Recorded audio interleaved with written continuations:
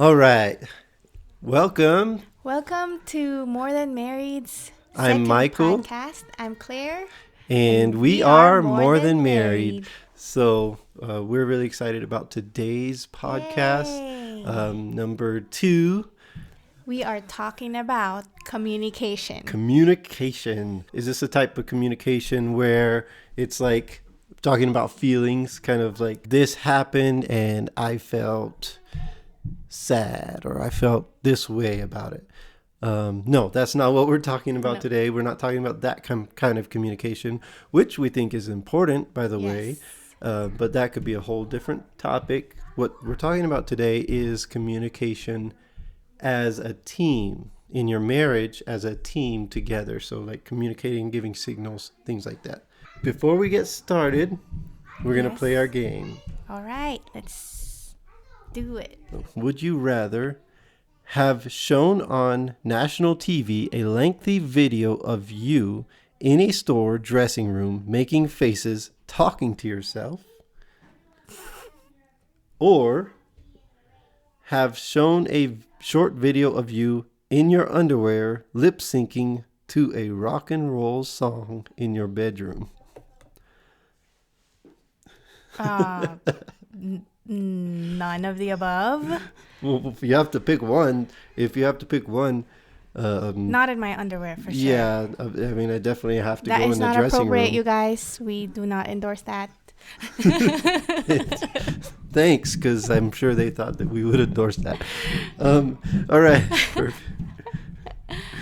Okay, do you want to do another one? No.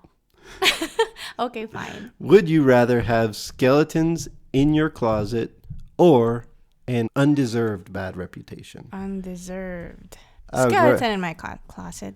I'd rather have undeserved bad reputation because I don't want to be hiding stuff in my closet. Like a body.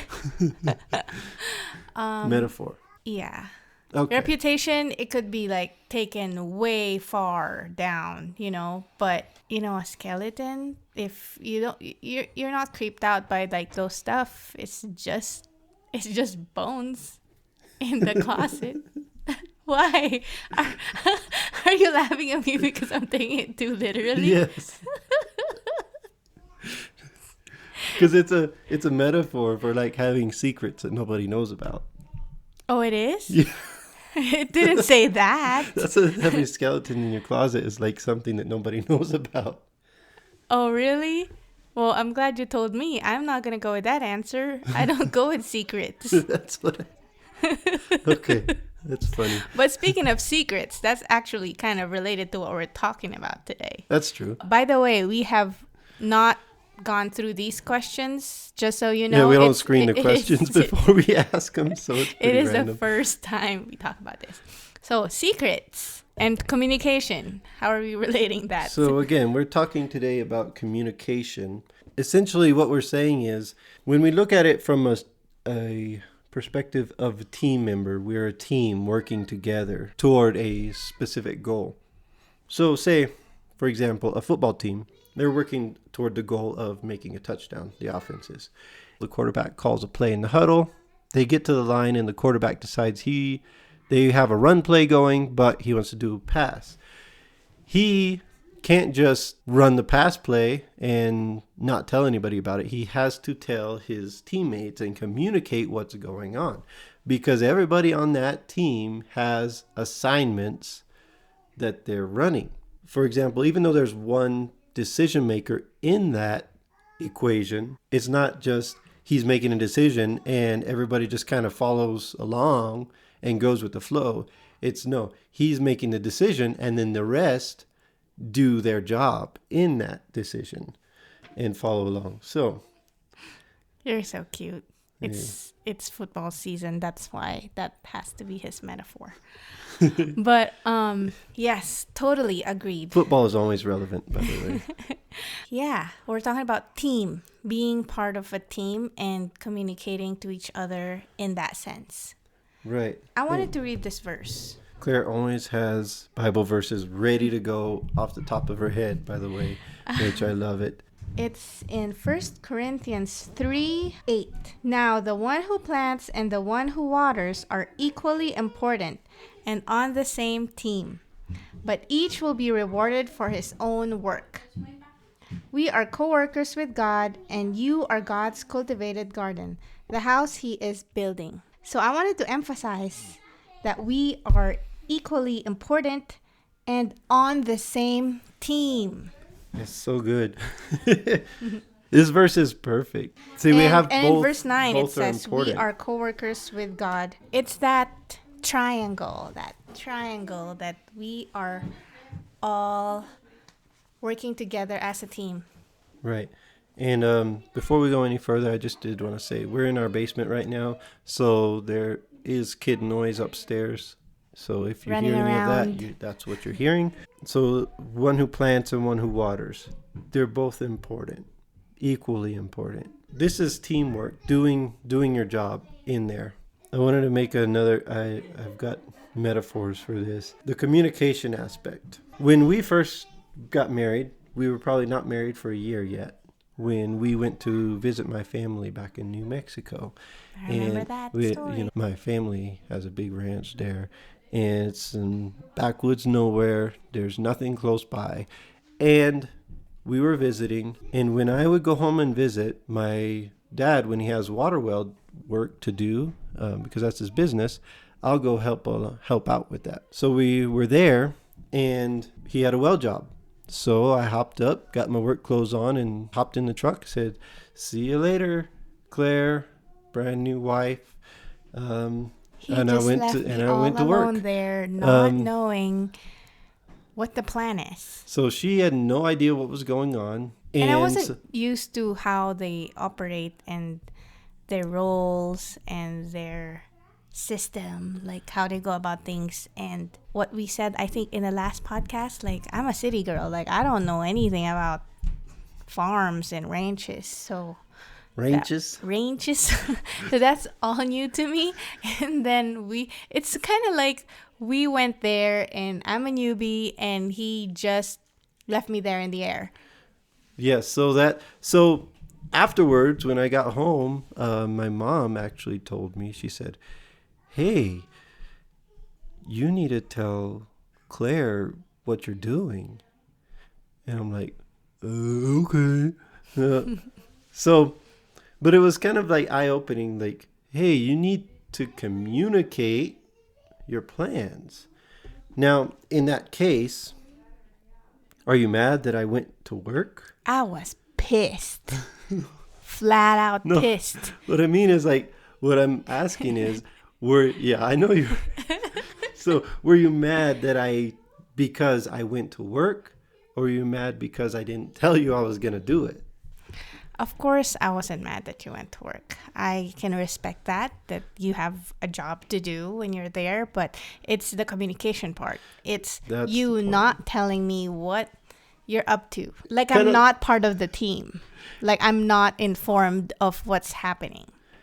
So, another real life example. Think about it when you're driving down the street and say you're just driving like normal behind another car, and all of a sudden that car just slows down really quickly and turns to the right and turns off the road. It's like you have to slam on the brakes. You know, it you feel that anxiety increase in you, and then they turn off the road, and then you just barely missed hitting them, or it just inconvenienced you.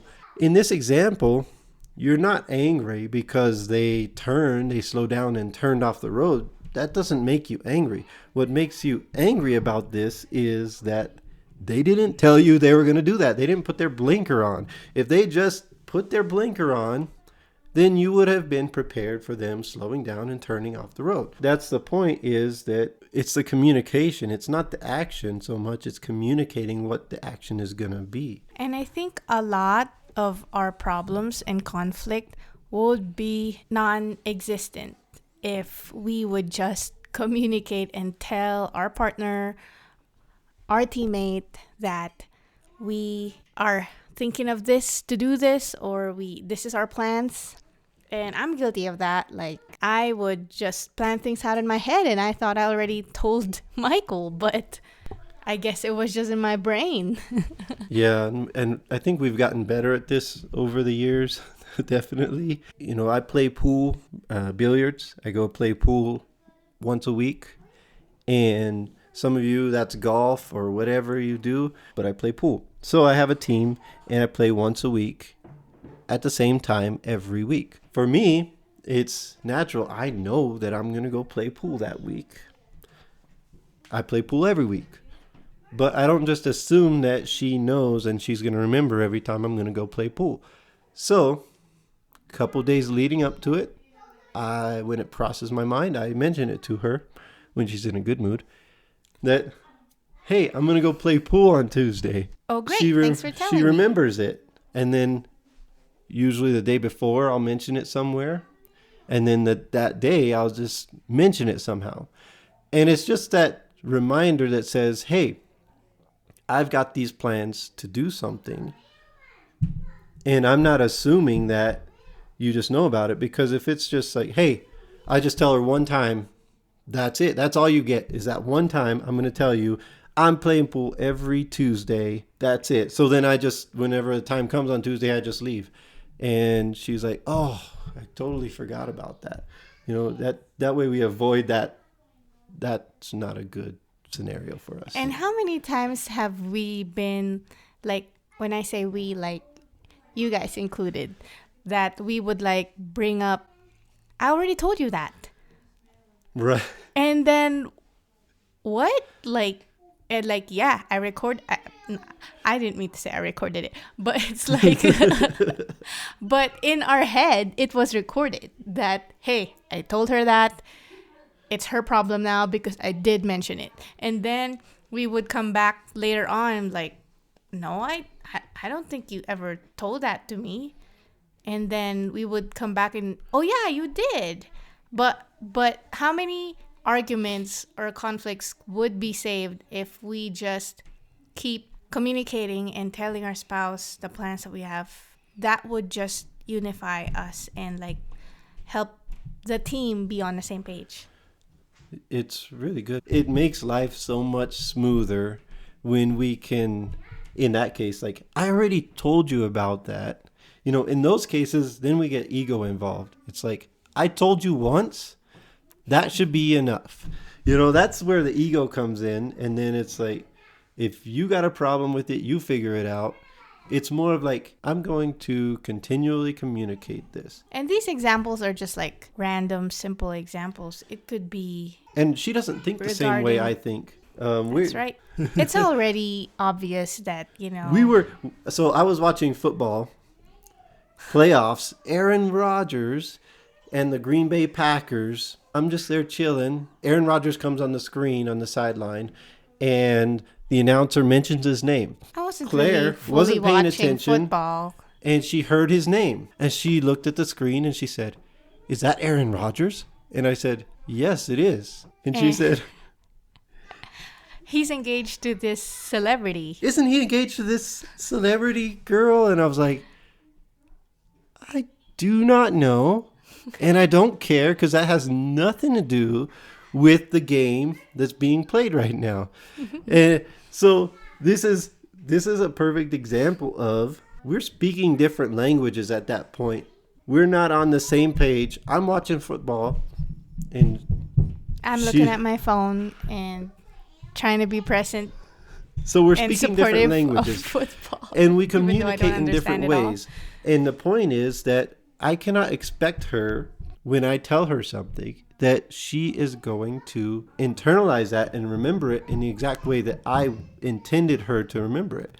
So I speak things to her, and she remembers different aspects of it and processes it in the same way, going back the other way. It's just really relevant. I told you guys, he's totally relating everything to football right now. It's that time of the year. So I guess if anything that you are going to take from this podcast episode is that you are a team, just like what he was talking about with football, even though I don't understand the game completely, is that you have to communicate the play. Like you have to, all right, this is the plan, this is what I'm doing, this is what we're doing as a team. And that just solves so many things. Absolutely. And I'm going to share with you guys a verse here. It's 1 Corinthians 12:20 through 25. As it is, there are many parts, but one body. We're one body. One Husband, flesh. wife, and God. The eye cannot say to the hand, I don't need you. And the head cannot say to the feet, I don't need you. On the contrary, those parts of the body that seem weaker are indispensable. And the parts that we think are less honorable, we treat with special honor. And the parts that are unpresentable are treated with special modesty. While our presentable parts need no special treatment, but God has put the body together, giving great honor to the parts that lacked it, so that there should be no division in the body, but that its parts should have equal concern for each other. Equal concern. Again, we got that equal concern, and it's just re-emphasizing the importance of having the equal roles. Each body part is working together. That's right.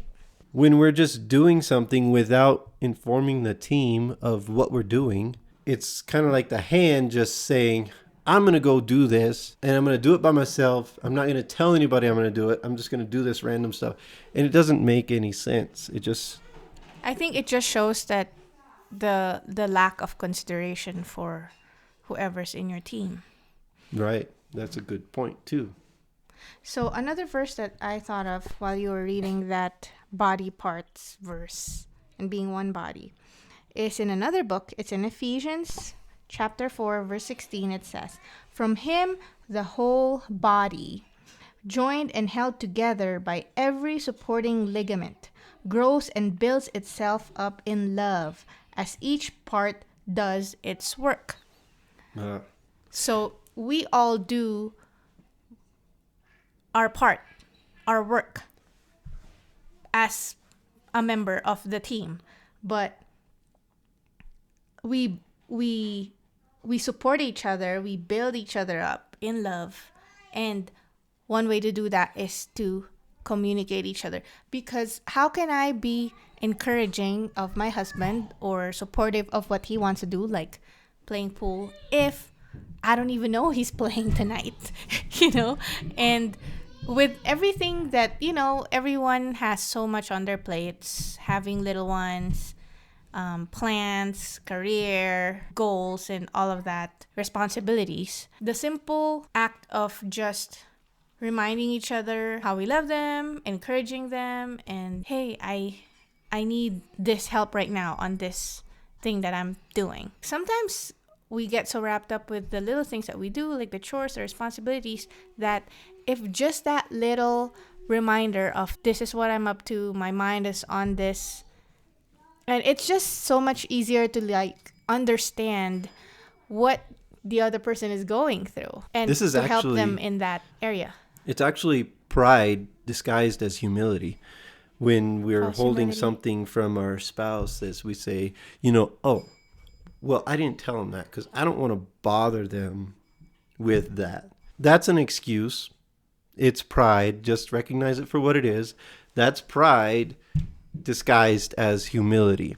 And it's justifying your actions rather than owning up to it and saying, no, I'm going to communicate this with them so that they can join me in the process.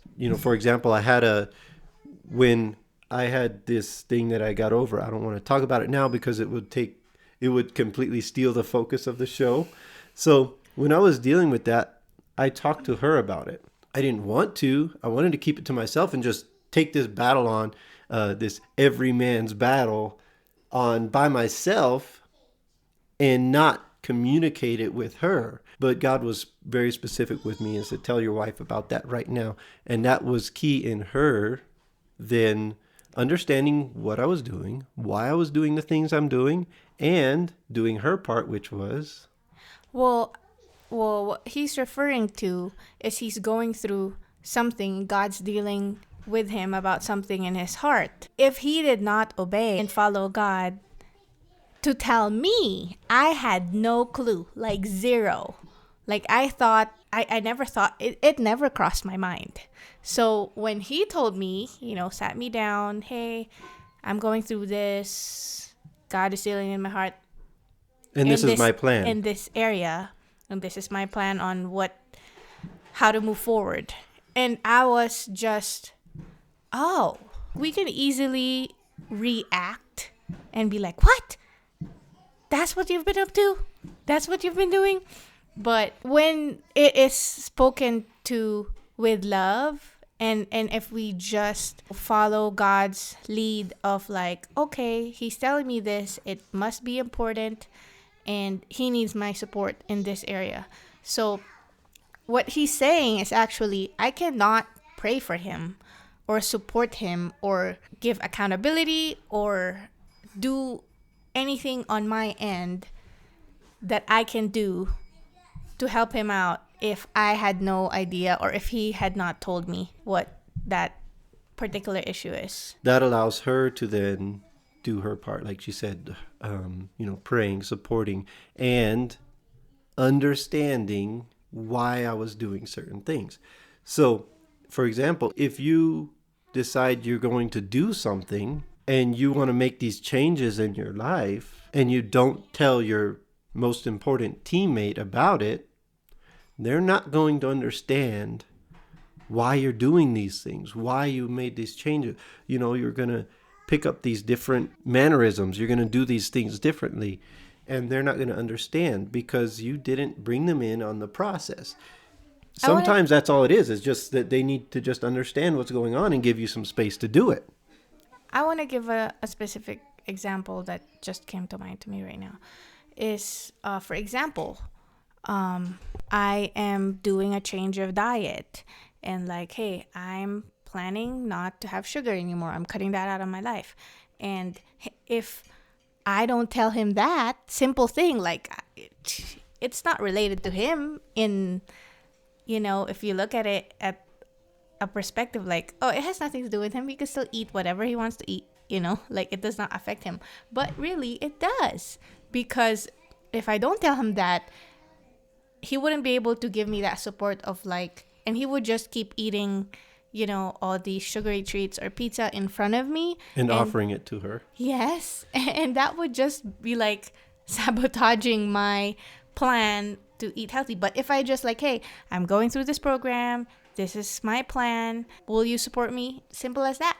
Then it solves a lot of issues wherein like, I can't believe you're doing this. Like, why are you eating that in front of me? Or I thought you would be more supportive than that. Stuff like that. There's so many things that we could just avoid if we would just be transparent and upfront to our spouse. And again, just having the humility to continue to communicate rather than just assuming that telling them the one time was enough.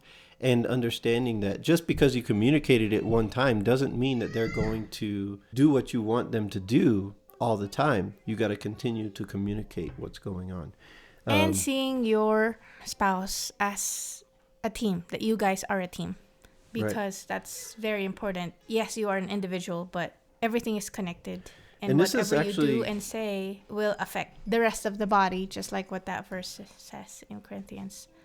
Sometimes people get upset with the Bible because it talks about the man being the head of the household, being the leader, and the wife's submission, things like that.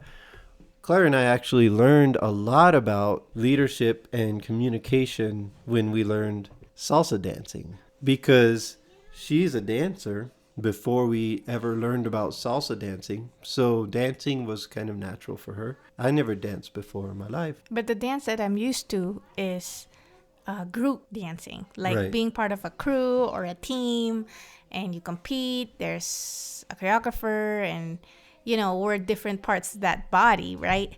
But I was not exposed to partner dancing.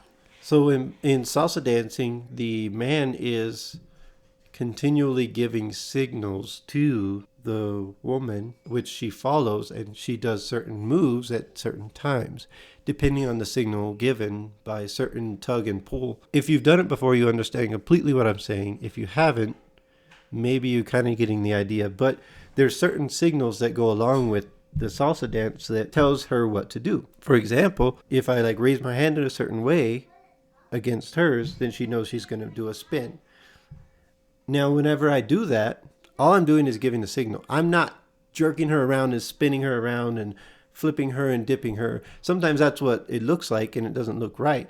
But that's not what I'm doing. I'm just giving the signal like, hey, you're going to do this. And then she follows and she does her part. I'm not dragging her around the dance floor. I'm just giving signals along the way. And that's leadership. That's just giving signals, communicating what needs to be done. Because sometimes we think of leadership as, if you're submitting to the leader, you're just going with the flow. You're just jumping on the train, right. And then, but that's actually a burden for the leader, because if you're just going to jump on the back and now I got to pull another person along, that's just making a bigger burden, making the load heavier on me to pull. There's the other aspect of, if he's not going to lead, she's going to jump in and start trying to lead, which if you've ever seen, and we've seen it because we've done it, if you've ever seen the woman trying to lead in a salsa dance, it looks terrible. It's very unnatural. Trust me, being the choreographer and dance teacher, it was so hard. It took her some time to get used to just following whatever I was doing. And again, she's the talent, but in that particular dance, the man has to lead to make it look right. Whenever she's doing the dips, doing the spins, who's everybody looking at? They're looking at her because she looks so great doing all those things, even though she's just following the lead and doing whatever I'm telling her to do along the way, but she's doing her part. We actually learned a lot through that experience, so we think it's relevant here. Submission. Following the lead. We'll probably have to do a whole episode about leadership and submission, but I just wanted to bring that up because it's really important with communication. It's actually understanding that we have equal parts. The eye, the hand, the head, the feet, we're all equal parts. I heard a preacher say, nobody ever says like, wow, what a great spleen you have, or what a great intestine, because you can't see those super important parts of the body.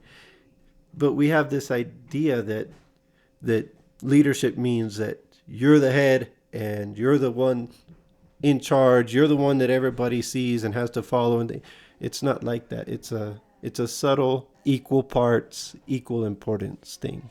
That's right. All right. I'm glad she thinks that's right. All right. So I think we've taken some time on this subject. We probably should be wrapping it up. Was there anything else you wanted to talk about on this? Just that emphasis on being on the same team, and that would help you have that perspective of communicating and being united. And unity is what we're going to talk about next week. Very tied in topic that's very close to this one. It's almost a continuation of this, but unity is our next topic, and it's really important. And this is, if you're not communicating back and forth constantly, then there's not going to be any unity, because they're not going to know what you're doing, why you're doing it, when you're doing it. That's not a team. If you're not communicating, you're not working as a team. I'll just say a prayer for us real quick and for you guys. Dear Lord, we just want to come to you. We praise you. We thank you for who you are. Thank you for being so good and kind to us. Thank you for all the blessing you've given us. Lord, I just want to pray for each person here listening that they would continue to feel your love and your support of them, and that you see them for who they are and how important they are. Lord, I just ask you to impart on them to open their mouth and speak to one another and communicate their feelings and your God-given direction on their life. Continue to give them confidence to speak and be heard and understand that their voice has value, and to continue to communicate. And we thank you, Lord, in Jesus' name. Amen. Thank you guys for taking the time and listening. Thank you guys. See you in the next episode. Bye.